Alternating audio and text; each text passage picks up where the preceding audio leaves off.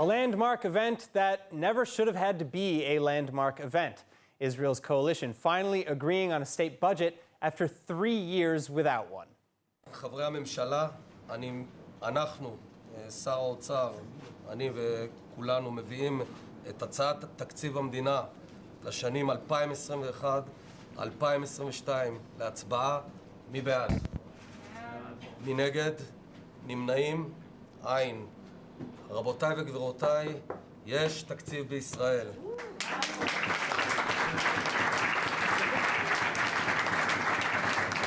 אני מבקש מכל חברי הממשלה וחברות הממשלה להבין את גודל הרגע. אחרי שנים של הזנחה, אנחנו מביאים הבוקר את התקציב הכי נועז, הכי תחרותי, הכי דואג לשכבות החלשות, הכי נקי משיקולים צרים, והכי דואג לעתיד ילדינו מזה שנים רבות.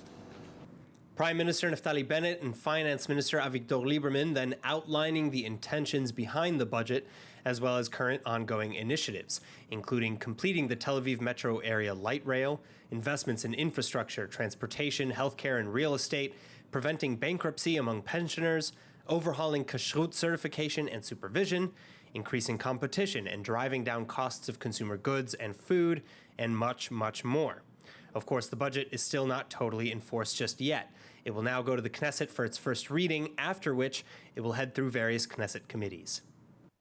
So we likely have a state budget. It's been a long time delayed, but it's finally on the horizon. The question is, how will the average Israeli feel the changes? Joining me to discuss is economic consumer behavior expert and assistant professor Vili Abraham. Vili, thanks as always for being with us. Now, recent agreements on the Economic Arrangements Bill include reforms affecting food and toiletry imports, imports of medical cannabis and wireless communications equipment for home use, and these are just a handful of the changes with potentially big outcomes. So assuming that the budget passes in its current form, where will Israelis likely see the most savings? If we're looking at savings, first of all, there will be reduced bureaucracy as far as managing and administrating a business is concerned. And you know, when there's a lot of bureaucracy, you need a lot of documentation and certificate that costs money, and that will likely be a saving for business owners. But if we're looking at the average Israeli, we're going to see that people are going to save a lot of money in the supermarket as far as buying fruits and vegetables and other products, because the market will be open to import on the one hand. On the other hand, we'll be paying more for disposable plasticware and sweetened beverages. But I think taken as a whole, opening up the market will bring significant savings to the average Israeli family. All right, so we've discussed the so-called sugar tax in previous interviews, which will raise the cost of certain goods in efforts to reduce obesity. And now we're also seeing inclusion of a higher carbon tax, which will make electricity more expensive. Where will Israelis start paying more? Well, the first place is actually paying more for electricity in our homes, which is as expensive as is.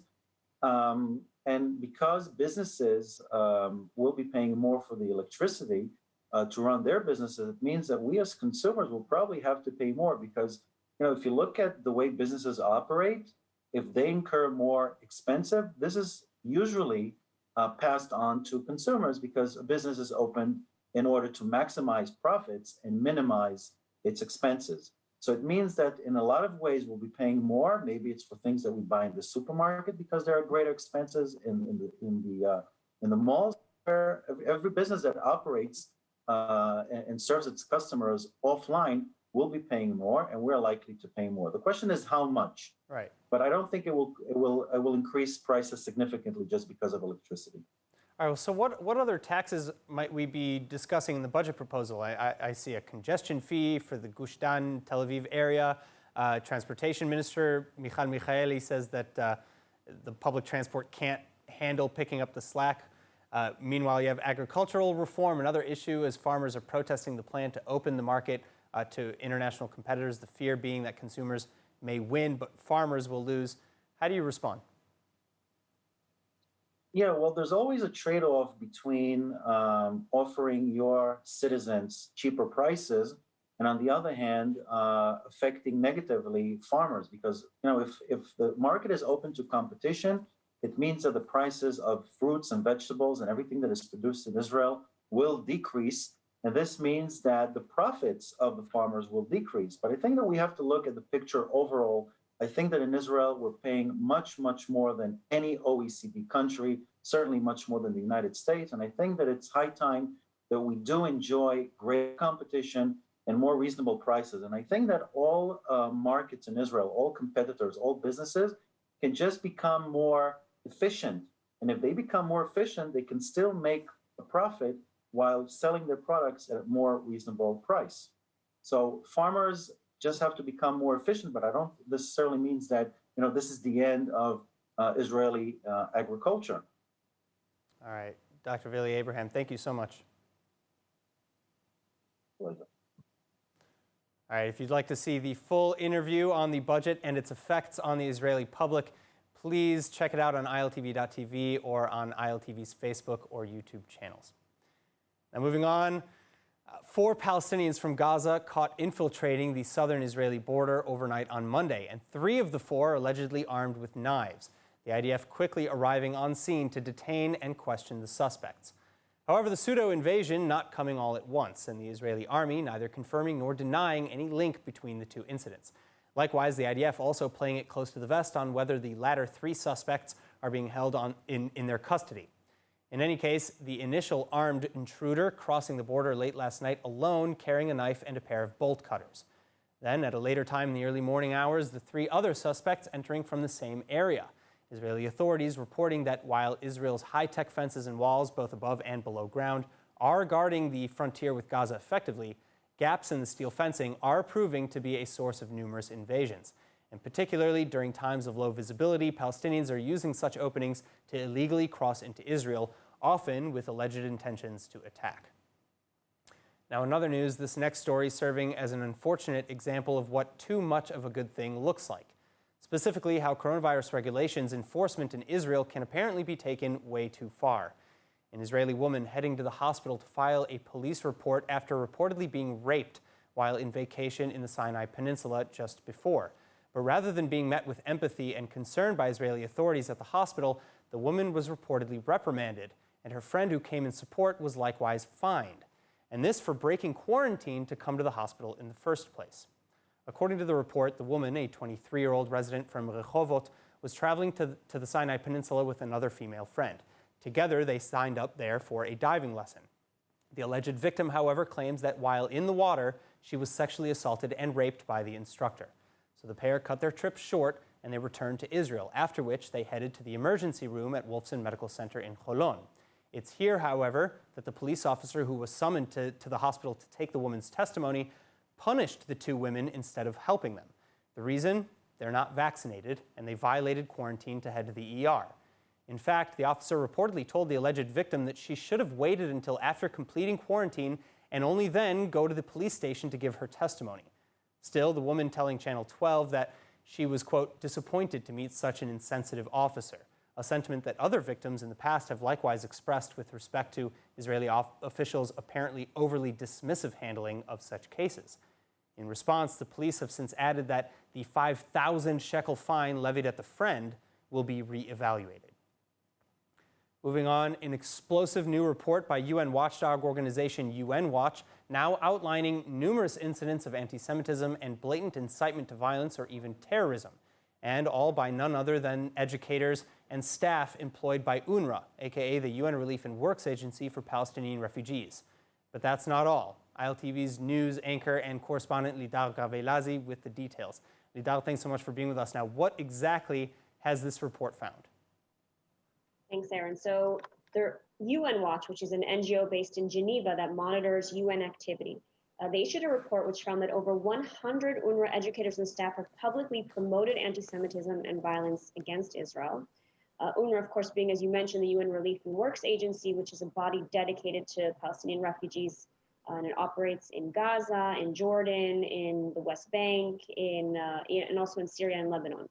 So the report's called Beyond the Textbooks. It details 22 distinct cases of incidents where teachers have incited Palestinian students to violence, to anti-Semitism, and even to terrorism. So what kind of incitement are we talking about, though? Can you give us a couple of specific examples from the report? Yeah, so just a few examples. There was a math teacher in Gaza, Nahed Sharawi. He's at one of UNRWA's schools. He shared a video of Adolf Hitler with inspirational quotes. Another example includes Saeed Khalaf. He's a teacher from Jordan who incited terrorism by glorifying Omar Abu Laila, who's a terrorist who murdered an Israeli soldier and an Israeli father of 12 children. And the teacher basically lauds his actions, saying they were impressive given the terrorist's young age. And then I have one more example, which is another UNRWA teacher in the West Bank, Husni Musli, who posted anti-Semitic conspiracy theories that Jews control the world and created the coronavirus to destroy Islam. So these are just a few examples, and they detail some 22 incidents.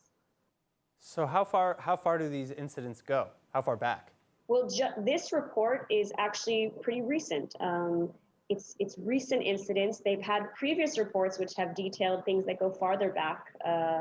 They've had reports dating back a few years now. So this isn't something new. This is something that's ongoing. This report is based on information that's basically publicly displayed on Facebook.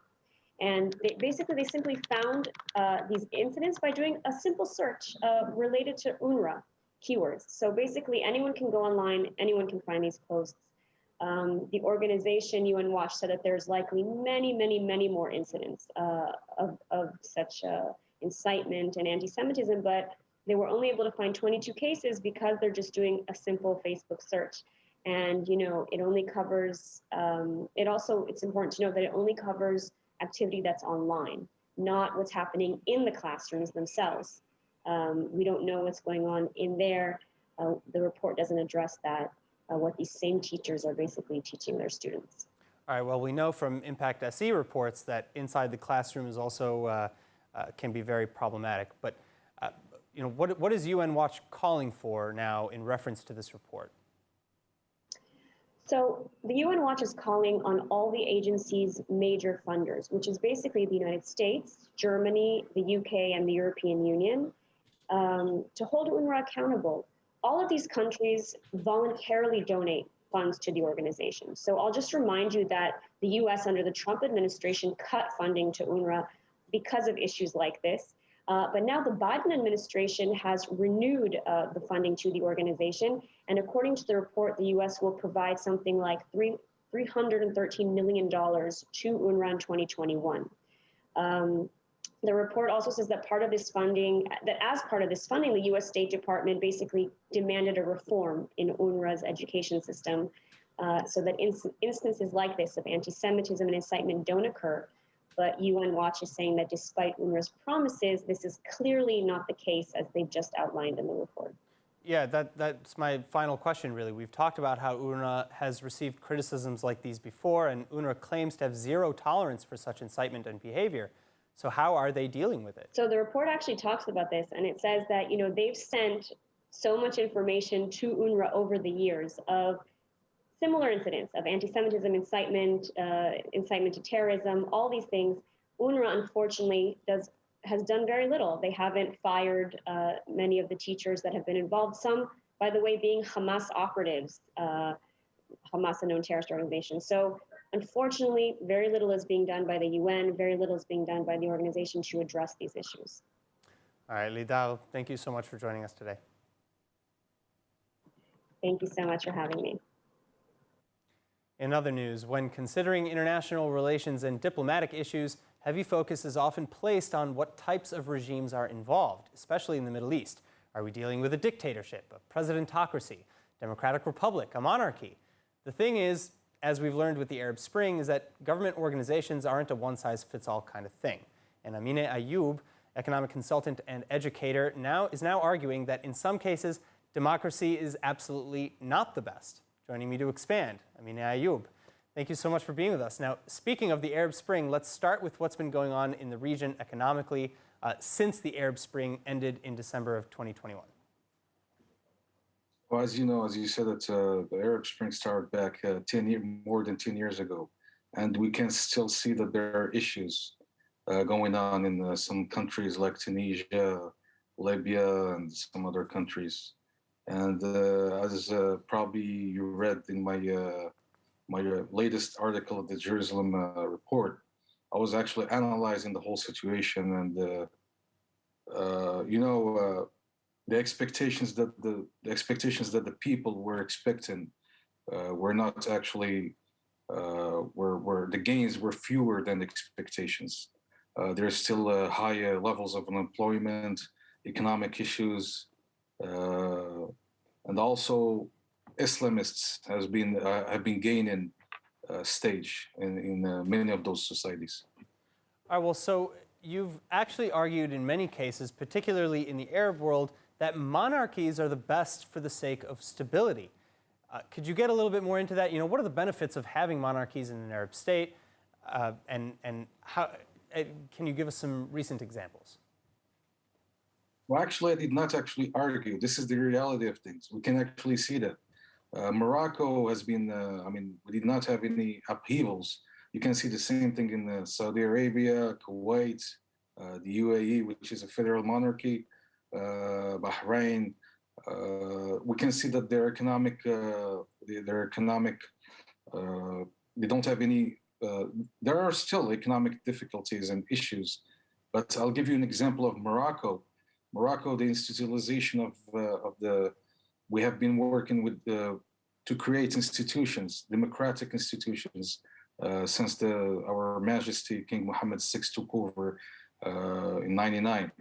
So we've been working in institutionalizing, in changing a lot of things for many years ago. All right, Amina, thank you so much for your insights, and we'll have you back very soon. Talk about something. Thank you. Talk about more on the region. Thank you. Thank you, sir.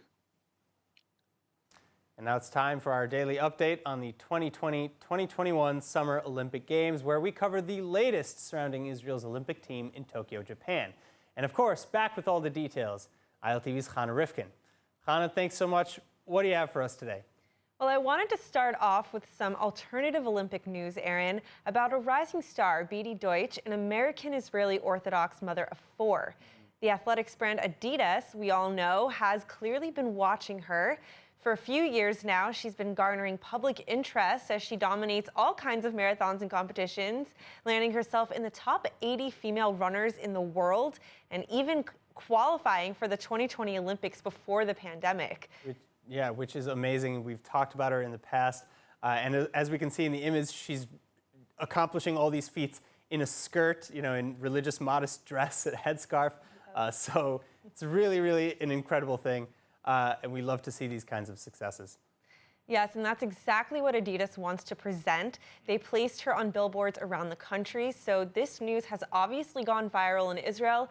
Just thought that would be a nice little tidbit to add in. Now on to some current Olympic updates. This afternoon, we had the final round of the women's 5,000-meter run, and Selamawit Teferi, sorry, it's a hard name to pronounce. She killed it, but she landed in 10th place. Unfortunately, she did not get a medal. All right, well, we had our high hopes, and maybe next time in the next Olympics, I'm sure she'll come back with a vengeance. But now tomorrow, I actually understand that we have a lot coming up, including the opening series for the women's 470 dinghy class sailing, the preliminaries for artistic swimming, and the women's duet equestrian show jumping, and even our next baseball game versus the Dominican Republic. Excuse me. So what are we looking at here? Right. Well, specifically with baseball, the Dominican Republic is a very good team, and Israel's been up against some tough competitors, including their most recent match day versus South Korea, which Israel lost 11-1. So we're in a gray territory, but we still have a chance at securing a bronze if the team wins the next 3 games. So they're not out of the running yet. All right. Well, it sounds like a very full day tomorrow, and I'm looking forward to your update. Chana Rifkin, thank you so much for being with us. Thank you for having me. Now let's take a look at the weather forecast. Day 2 of our countrywide summer heat wave.